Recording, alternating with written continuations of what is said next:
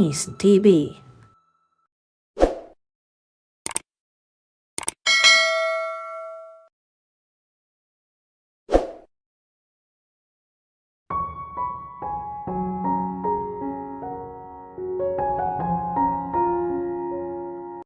Yan ang advantage ng Adobe. Sagot nito.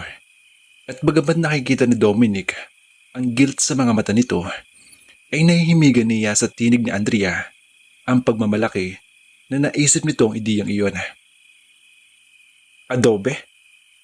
Pag-uulit niya. May mga picture naman tayo magkasama eh.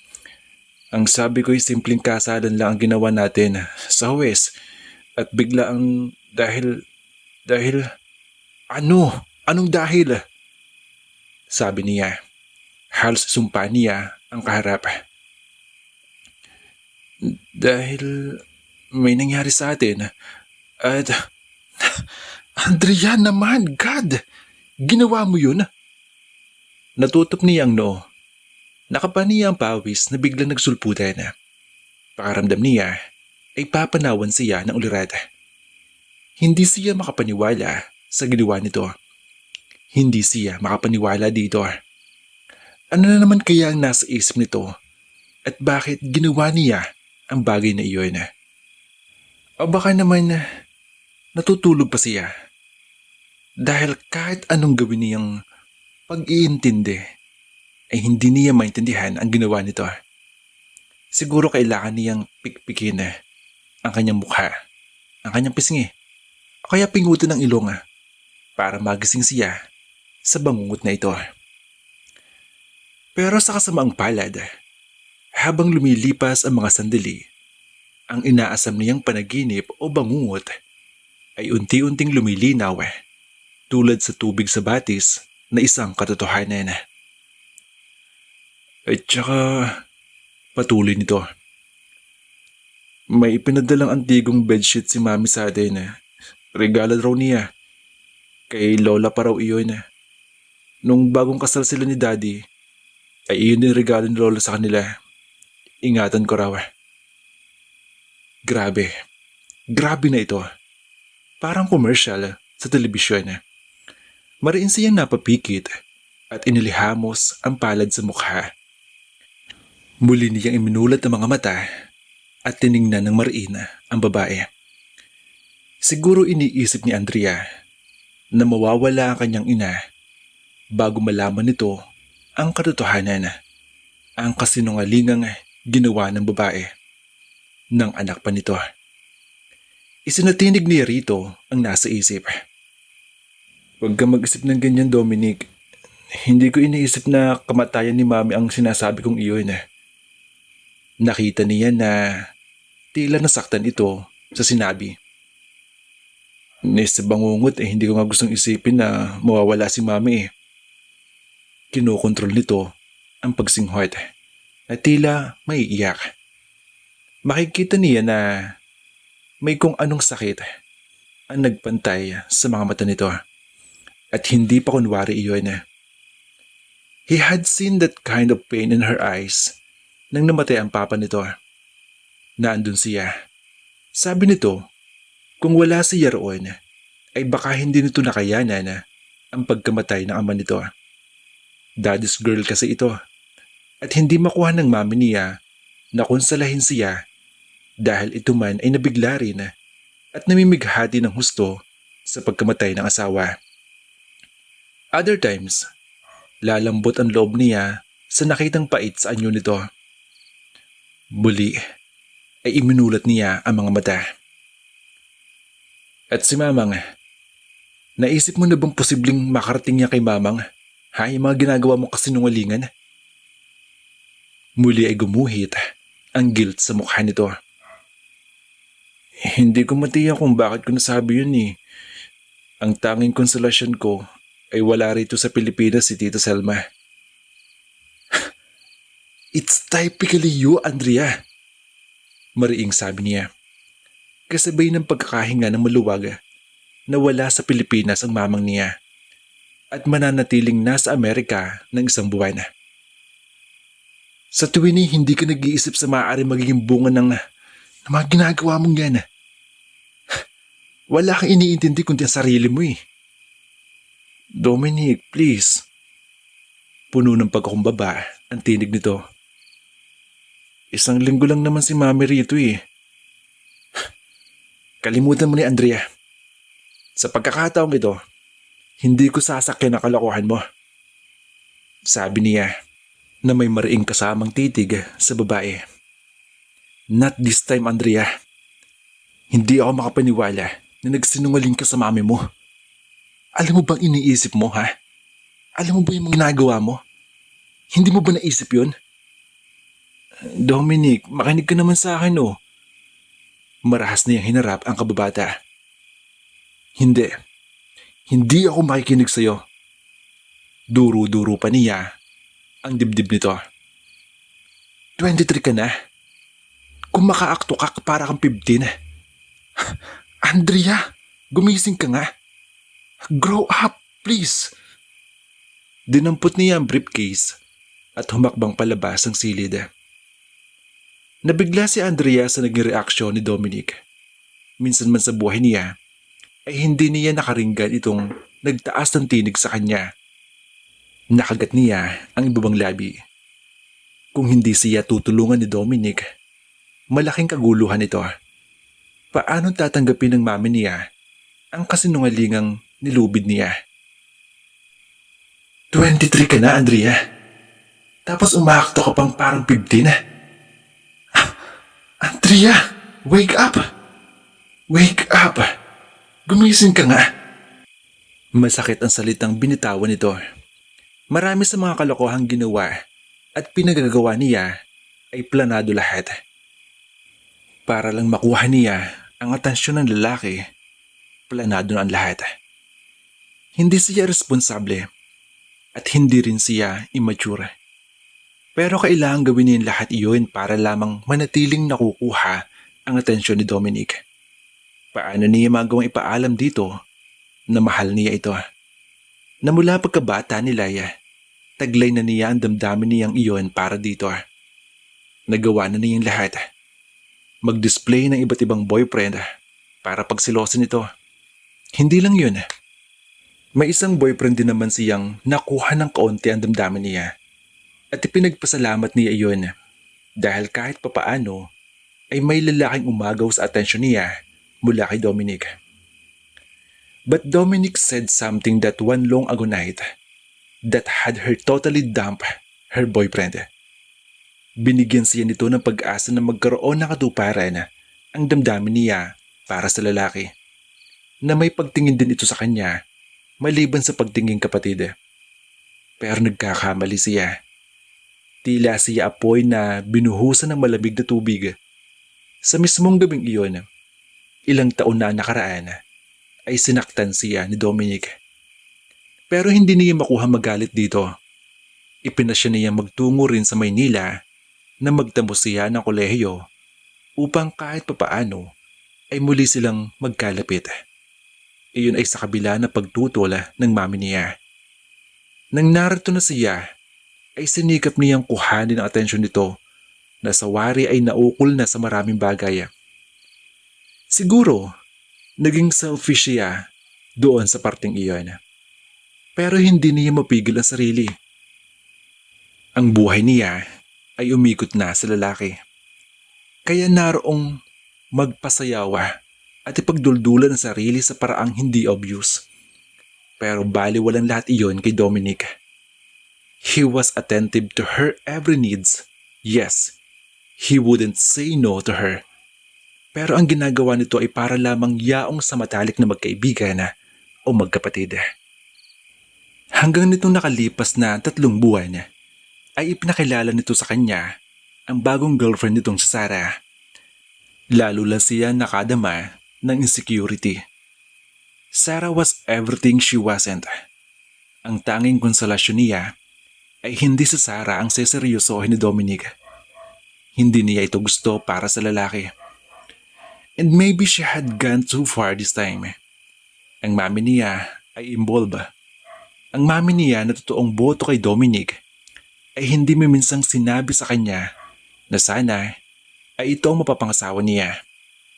Kung alam lang ng ina na kahit siya ay iyon din ang inaasama.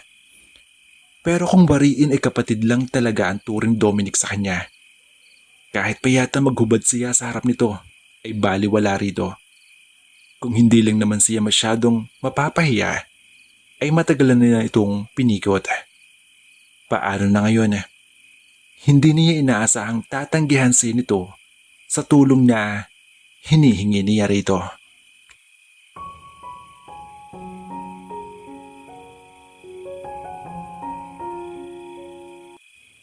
May problema ka ba? Malambing na yumakap sa Sarah mula sa likod niya nang matapos ang meeting nila at naglabasan na mula sa conference room ang mga kasamahan. Pero nanatili siyang walang kibo at hindi tumitinag sa kinauupuan. Bumuntong hininga siya. Hinila ni Sarah ang upuan sa tabi niya at naupo. Magsalita ka naman no.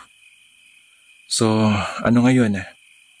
Alam kong nagkakaproblema ka na naman kaya ka ganyan. At syempre isipin ko na dahil sa batang isip mong kababata ang may gawa niya. Ano na naman ba ang dahilan niya? Ano naman ba yung mga ibinigay na problema sa iyo, ha Dominic? Inabot niya ang palad nito at hinagkan at ngumiti siya dito. Ngiti na hindi umabot sa kanya mga mata. Kilala mo talaga ako. Siyempre, dahil nag-aalala ako sa iyo. Tumango siya. Alam ko na nag-aalala ka sa akin. Kahit ako, nag-aalala ako sa iyo. Nagpapasalamat ako sa pagiging maunawain mo, Sarah. There had been women before you, honey. Pero, hindi nila nakayanan ang presensya ni Andrea sa buhay ko. Tumawa si Sarah. Tawang puno ng kumpiyansa. Ano ka ba naman, Dominic? Wala naman akong dahilan para magselos kay Andrea. O ma-insecure sa kaya. Naiintindihan ko kung anong relasyon yung dalawa.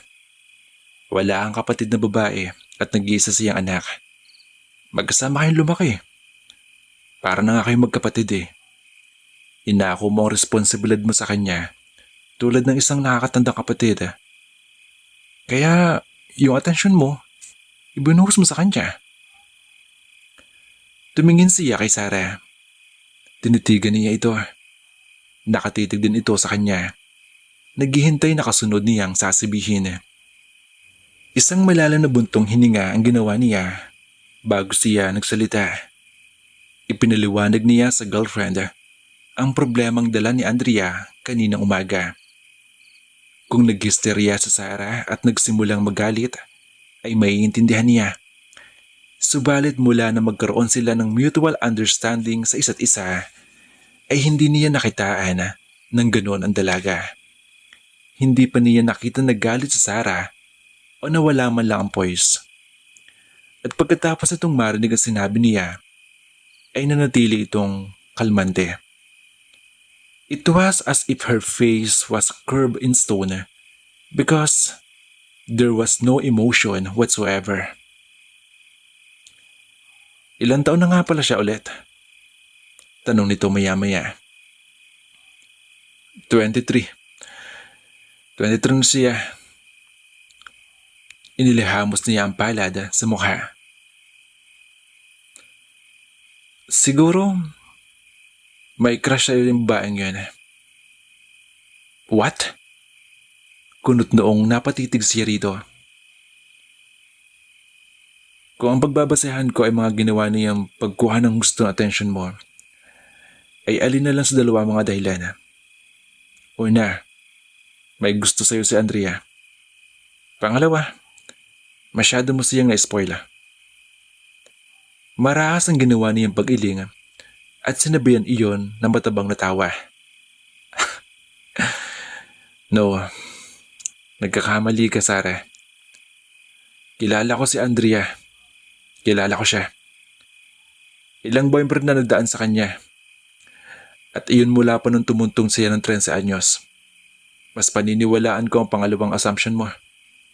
Dahil para sa kanya, isa niya akong kuya. Yun ang turing niya sa akin. And along with her mother had spoiled her life. Besides, isang buntong hininga ang pinakawalan niya.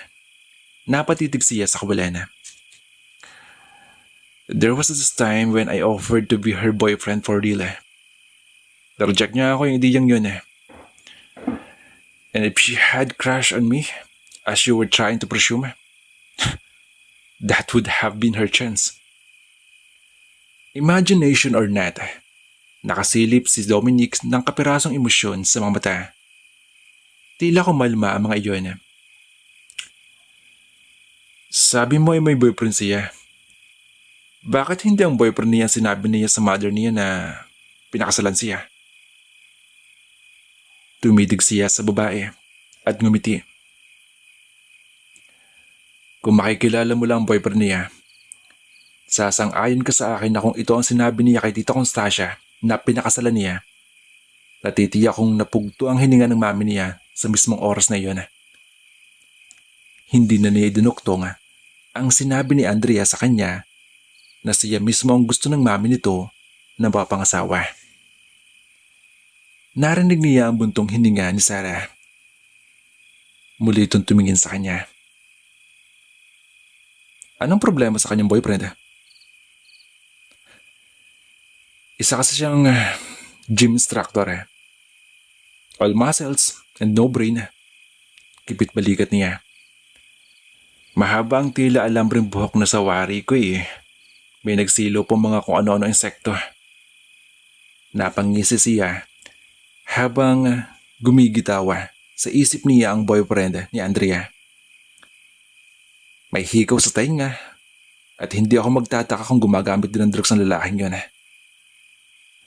Dominic, this time huwag ka na makisawsaw sa kanila. Mariing sabi nito. You have spoiled her too much. Dahilan upang hindi siya matuto. Hayaan mo siya magsuffer sa mga ginagawa niya. At doon, maintindihan niya na mali siya. Para siya matuto. Yeah, tama ka. Iyan din ang gusto kong maramdaman ni Andrea. Pero para bang hindi magaan sa pakaramdam niya na sang-ayunan si Sarah.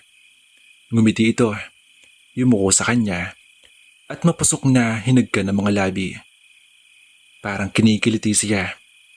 Wala siyang may reklamo. Ibang-iba talaga sa Sarah. Ibang-iba sa mga babaeng nakakilala niya. Tara sa bahay. Bulong nito. Habang hinahalikan na kanyang tainga. Nasa kantin sila at may ilang tao pa sa paligid. Ipagluluto kita. Muling sabi nito. Gusto niyang madala sa tukso nito. Bakit hindi? Hindi lang tiyan ang nagugutom sa kanya. Pati na rin ang ibabang parte na katawan niya.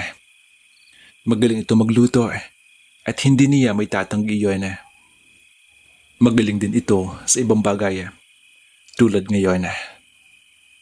Umiling siya at muling tinignan ng babae. Meron kasi akong deadline na hinahabol, Sarah. Nahuhuli na ako sa schedule. Besides, may shooting akong nakaschedule mamaya. Nakita niya ang disappointment sa mukha nito. Itinuwid ang katawan nito at ngumiti. Oh, well, I have to meet someone today anyway. Pero alam mo namang nakahanda akong bitawan ang anuman trabaho ko, makasama ka lang. Muli itong hinalikan siya. Napakagatlabi siya. Gusto niya sumama. Iba talaga ang karisma ni Sarah. At napatunayan na niyan totoo yun. 31 na ito. Matanda sa kanya ng 1 taon. Magkasundo sila sa halos lahat ng bagay. He didn't believe in compatibility as basis for successful relationship. Nawawalan ang thrill ang pagsasamahan at nagiging predictable ang mga bagay-bagay kapag gano'n.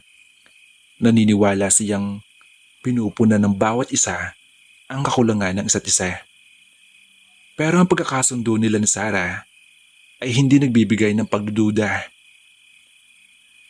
Hindi pa sila nag-aaway nito minsan sa mga nakalipas na 3 buwan na. Lagi na siyang panatag dito dahil hindi siya pinag-iisip nito na kung ano-anong bagay na nagdudulot ng atensyon at sakit sa ulo sa gitna ng mga trabaho niya. At kung agwali ang pag-uusapan, kabaligtaran ito kay Andrea. Kaya naman, hindi nakapagtatakang papalit-palit ng boyfriend ang kababata. Andrea was too immature to handle relationship. At bagamat walang sinasabi sa Sarah ng derechahan, ay nararamdaman niyang inaasahan nito na magpo-propose siya. Tumingin siya sa babae. Napakaganda nito. Alam niyang bago siya ay may mga nakarelasyon na rin ito. At alam niya ring may mga naiinggit sa kanya na siya ang kasalukuyang boyfriend ni Sarah. Minsan nararamdaman niya na nanlalamig na rin ito. Iyon kasi yung anyong napupunan niya rito sa kabila ng mga ngiting ipinapakita nito sa mga kasamahan. Ngiting sa wari niya ay hindi naman umaabot sa mga mata nito. Siguro nga'y panahon na para lumagay na rin siya sa tahimik. Alam ng mamang niya ang tungkol sa kanila ni Sarah at naipakilala niya itong minsan sa ina nang lumuwas ang mamang niya noong nakaraang buwan. At bagamat hindi nagpapahayag na pagsang-ayon sa girlfriend niya ang ina, ay hindi naman ito tumututol. Pero natitiyak niyang magkakasundo ang dalawa sa sandaling mag-asawa na sila. Parehong mahilig magluto ang dalawa. Gusto ng mamang niya na babaeng mahusay magluto. Naniniwala ito sa kasabihang, "The way to a man's heart is through his stomach." He had proposed to her soon. Tatapusin na muna niya ang problemang dala ni Andrea. Sa muling pagkaisip sa kababata, ay lihim siyang napaungol.